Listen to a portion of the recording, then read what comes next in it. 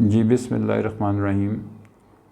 अस्सलाम वालेकुम dear students. हमने पिछली क्लासेस में प्रॉपर सबसेट जो है उसके बारे में पढ़ा था। ये आपकी जो आज की क्लास है ये क्लास 8 मैथमेटिक्स, ठीक है, इसका चैप्टर नंबर 1 और इसमें आज हम इम्प्रॉपर सबसेट जो है उसको समझेंगे कि इसमें क्या है। जो स्टूडेंट्स अभी हमें ज्वाइन कर रहे हैं वो चैनल को सब्सक्राइब करके बेल के आइकन को प्रेस कर दें ताकि जब नई क्लासेस आएँ तो उनको नोटिफिकेशन मिल जाए। तो आज की हम क्लास स्टार्ट करते हैं। हमारी क्लास इम्प्रॉपर सबसेट के बारे में है और यहाँ से हम ये देखते हैं कि इम्प्रॉपर सबसेट क्या होता है। हमने पहले जो क्लासेस हैं उसमें डिस्कस किया हुआ है, तो इसको ज़रा आज मज़ीद आसान करके ताकि ये आपको वीडियो देखने के बाद ऐसे समझ आ जाए कि आपको फिर ये दोबारा याद करने की ज़रूरत ही ना पड़े इंशाल्लाह, ठीक है। तो हम इसकी पहली स्टेटमेंट पढ़ते हैं। आप ये एरो का निशान मैंने लगाया, यहाँ पे आप देख लें कि if A and B are two sets and set A is a subset of set B and B is also a subset of set A, then A is called improper subset of set B and B is an improper subset of set A। अब जब पहली दफ़ा हम इस तरह की कोई statement पढ़ते हैं तो मुझे भी ऐसे ही लगा था कि ये बार बार एक ही चीज़ कह रहे हैं तो कुछ समझ नहीं आ रही ये क्या है। तो फिर जब हमने उसको एक दफ़ा समझा तो पता चला कि ये तो बहुत ही आसान चीज़ है। तो फिर मैंने कहा कि आप स्टूडेंट्स को भी हम इसको एग्ज़ाम्पल के साथ करते हैं तो आपको ऐसे समझ आ जाएगा कि आपको फिर ये याद नहीं करना पड़ेगा, ठीक है। तो अभी इसकी एक एग्ज़ाम्पल हम देख लेते हैं कि हमारे पास एक सेट था ए और उसके अंदर 3 मेंबर थे ए बी सी, और हमारे पास एक दूसरा सेट था सी और उसके अंदर एलिमेंट्स थे ए बी और सी। तो ये दो हमारे पास सेट थे। अब हम ये देखते हैं कि हमारी जो डेफिनेशन है उस डेफिनेशन में हमारे पास क्या चीज़ जो है वो बताई गई है। तो हम इसकी छोटे छोटे पीसेस कर लेते हैं, छोटे छोटे टुकड़े कर लेते हैं ताकि आपको आसानी से समझ आ जाए। तो हम पहले जो है इतना ही पोर्शन करते हैं जो मैं हाईलाइट कर रहा हूँ कि if A and B are two sets, तो आप यहाँ तक रुक जाएं, ठीक है। और हम नीचे देख लेते हैं कि ये तो बात ठीक है कि A and B are two sets, तो ये एक सेट ए है और ये एक सेट बी है। तो यहाँ तक तो हमें समझ आ गया कि हाँ दो सेट्स तो मौजूद हैं, ठीक है। उसके बाद हम इस स्टेटमेंट को थोड़ी देर के लिए भूल जाते हैं और आगे देखते हैं कि क्या सेट ए के तमाम एलिमेंट्स सेट सी में मौजूद हैं। अच्छा, हमने यहाँ पे सेट सी लिख दिया, तो आपकी बुक में चूँकि यहाँ पे ए एंड बी लिखा हुआ है तो इसको हम यहाँ रब कर देते हैं और इसकी जगह पे हम बी लिख देते हैं ताकि आपको ज़रा और आसानी हो जाए। तो यहाँ पे हमने ये देखा कि if A and B are two sets, तो एक सेट आपका ए ये है और ये आपका बी सेट ये है, ठीक है। तो ये बन गया आपका set. Set A is a subset of set B. अगर आप ये देखें कि ए के जितने भी एलिमेंट्स हैं, ये देखें ए का एलिमेंट अगर आप नोट करें कि ये वाला एलिमेंट यहाँ बी में भी पड़ा हुआ है, ये वाला एलिमेंट यहाँ पड़ा हुआ है और ये वाला एलिमेंट यहाँ पड़ा हुआ है। तो ये आपने देख लिया कि ये सारे एलिमेंट्स तो मौजूद हैं। अगर इतनी ही कंडीशन हो तो इस कंडीशन में आप कह सकते हैं कि A is a subset of B. लेकिन दूसरी तरफ ये भी तो हो सकता है कि अगर आप इसको इस तरह देखें कि बी के सारे एलिमेंट्स ए में मौजूद हैं,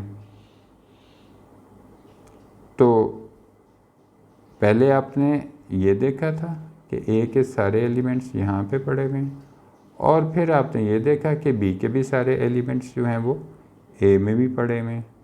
तो फिर आप यूँ भी लिख सकते हैं कि B is a subset of A.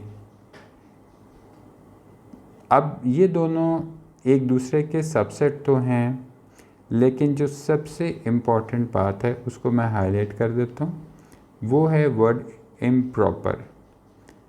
A B का इम्प्रॉपर सबसेट है क्योंकि सारे के सारे एलिमेंट्स सेम हैं। तो जब सारे के सारे एलिमेंट्स सेम होते हैं तो फिर वो इम्प्रॉपर सबसेट होता है। हाँ, अगर बी में कोई एलिमेंट ज़्यादा होता, ठीक है, तो फिर तो हम कह सकते थे कि ये बात डिफरेंट है। लेकिन अब चूंकि आपके सामने ये दोनों सेट नज़र आ रहे हैं और इन दोनों के एलिमेंट्स एक जैसे हैं, तो ए बी का सबसेट होगा, बी ए का सबसेट होगा, और वो इम्प्रॉपर सबसेट होगा। तो हम ये कह सकते हैं कि A is a improper subset of B and B is a improper subset of A. मुझे उम्मीद है कि आपको इस एग्ज़ाम्पल से समझ आ गया होगा कि इम्प्रॉपर सबसेट जो है वो किसको कहते हैं। और अगर कोई ऐसी चीज़ जो आपको ना समझ आए तो आप नीचे कमेंट्स में हमें क्वेश्चन पूछ सकते हैं। उसके बाद आपके पास पहली स्टेटमेंट है, और हम पहली स्टेटमेंट को जो है वो पढ़ लेते हैं। ये मैंने सर्कल कर दिया, यहाँ पे एरो का निशान लगा दिया कि all the subsets of a set except the set itself are the proper subsets of the set. अच्छा, तो इसका क्या मतलब है? ये बहुत ही इजी है, इसको अभी देख लेते हैं और आपको अभी समझ आ जाएगी। हमारे पास एक सेट है, थोड़ी देर के लिए सोच लें कि हमारे पास एक सेट है ए और उसके अंदर हमारे पास थे 1, 2 और 3। अब हमने इसके अगर सबसेट्स बनाने तो आपको एक बात याद होगी कि जब भी हम सबसेट्स बनाते हैं तो सबसे पहले हम फाइल लिखते हैं, ठीक है, जो एम्प्टी सेट का सिंबल है। उसके बाद जितने एलिमेंट्स हैं उनके सिंगलटन सेट्स लिखते हैं। तो ये देखें, हमने 1 को लिख लिया, यहाँ पे हमने 2 को लिख लिया, उसके बाद 3 को लिख लिया। सिंगल जब हो जाते हैं तो फिर हम डबल लिखते हैं, तो हम 1 और 2 भी लिख सकते हैं, फिर उसके बाद हम 1 और 3 भी लिख सकते हैं, और फिर उसके बाद हम 2 और 3 भी लिख सकते हैं, ठीक है। तो इसके बाद यहाँ पर जब ये कंप्लीट हो जाते हैं तो फिर हम सेट को, जो हमारा ओरिजिनल होता है, उसको एज इट इज़ लिख देते हैं, बिल्कुल वैसे का ही वैसा जैसे हमें दिया होता है। यहाँ पे ये देखें, तो उस सेट को मुकम्मल लिख देते हैं। तो इसमें जो चीज़ समझने वाली है, पहला पॉइंट कि all the subset of a set except the set itself. ये इटसेल्फ का वर्ड जो आपके सामने आ रहा है, इसको मैं हाईलाइट कर देता हूँ कि यहाँ पे ये अगर आप देखें, हम इसको ये ब्लू के साथ देखें तो ये देखें, ठीक है, ये आपका ये बन गया। तो ये तो सेट इटसेल्फ है। अगर आप अपने सेट ए को देखें तो सारे के सारे एलिमेंट्स वही हैं जो यहाँ पे लिखे हुए हैं। तो इसके अलावा कौन से सेट्स होंगे? तो लिखा है कि all the subset of a set. तो सबसेट्स बाकी के कौन से हैं? अगर हम इसको थोड़ी देर के लिए भूल जाएं, ये जो सेट इटसेल्फ है, ये वाला जो सेट है, इसको अगर हम थोड़ी देर के लिए भूल जाते हैं, ये तो हमने वही सेट लिख दिया ना जो हमारे पास लिखा हुआ था, तो इसको थोड़ी देर के लिए भूल जाते हैं और ये देखते हैं कि इसके अलावा कौन से हैं। तो उसको हम यहाँ पे ये वाले ग्रीन से सर्कल में कर देते हैं कि ये वाले जो सारे सेट होंगे ये यहाँ पे हम लिख देते हैं ये प्रॉपर सबसेट होंगे। और ये जो ब्लू वाला है ये भी सबसेट है, लेकिन ये वाला जो होगा ये आपका इम्प्रॉपर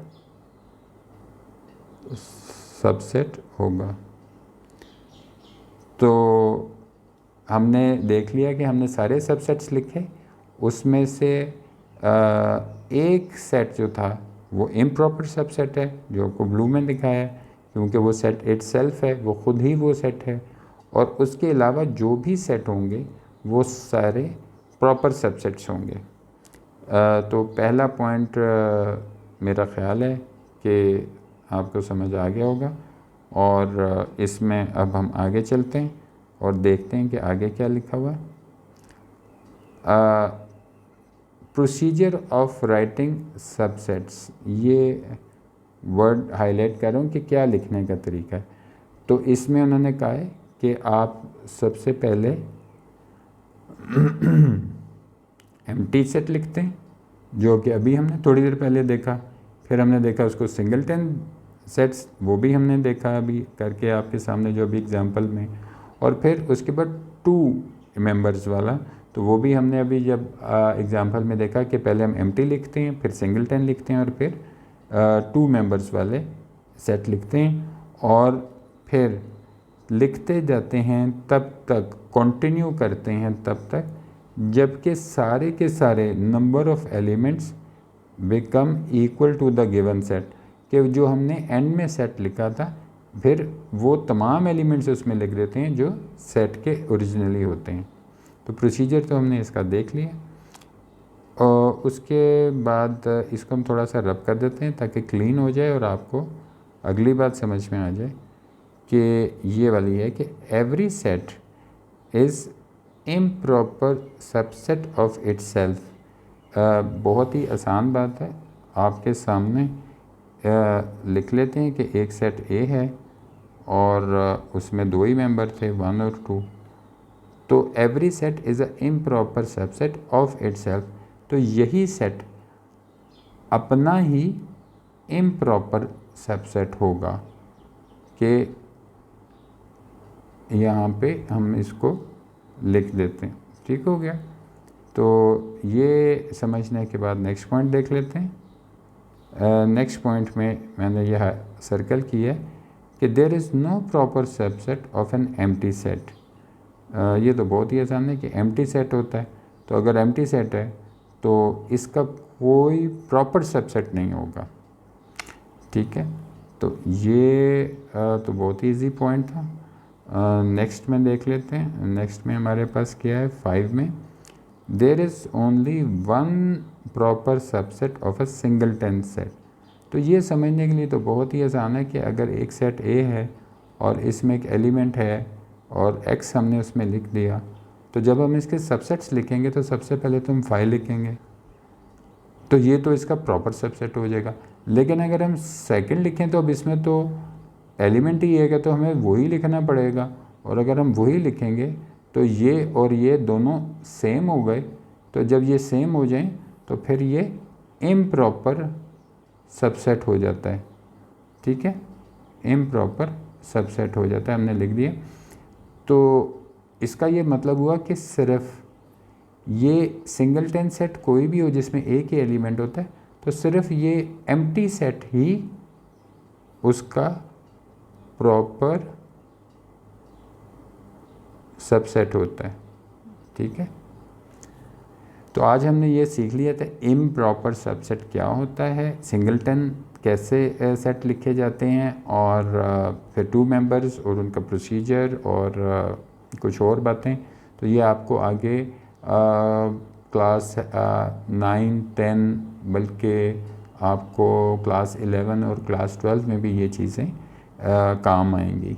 ठीक है, तो मुझे उम्मीद है कि अब आपको ये याद नहीं करना पड़ेगा बल्कि आपको समझ आ गया होगा और आप इसको अब खुद ब खुद किसी को भी, अपने फ्रेंड को या अपने किसी छोटे बहन भाई को समझा सकते हैं कि इम्प्रॉपर सबसेट क्या होता है, प्रॉपर सबसेट क्या होता है। तो नेक्स्ट वीडियो में हम पावर सेट को डिस्कस करेंगे। आप इस को एक दफ़ा रिवाइज़ कर लें, कोई चीज़ आपको अगर ना समझ आए तो कमेंट बॉक्स में पूछ लें। वीडियो अगर आपको पसंद आए तो लाइक कर लें और अपने फ्रेंड्स के साथ शेयर कर लें, और अपना बहुत सा ख्याल रखें। ठीक है, थैंक यू वेरी मच। अल्लाह हाफिज़।